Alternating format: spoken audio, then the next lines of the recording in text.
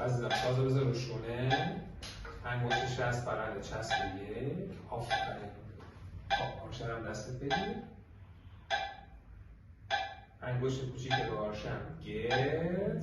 خب حالا میخوایم اولین نوتمونی که یاد گرفتیم روی سیم سوم، سیم ره اجرا بکنیم. نوتمون چی بود؟ نوت می. آفرین. بریم. 1 و 2 و 3 و 4 و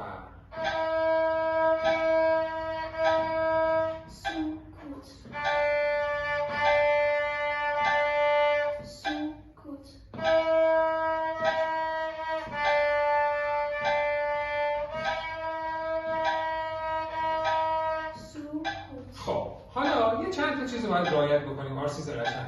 یکی این که حواسمون باشه دقیق با مترونوم ساز بزنیم و یکی این که وقتی که به سکوت ها رسیدیم دیگه بلند نگیم سکوت، اونو آروم تو دلمون بگیم. باشه؟ سکوت یعنی که کاملا ساکت باشیم، هیچ صدایی نیاد. قبوله؟ دوباره بریم. 3 و 4 و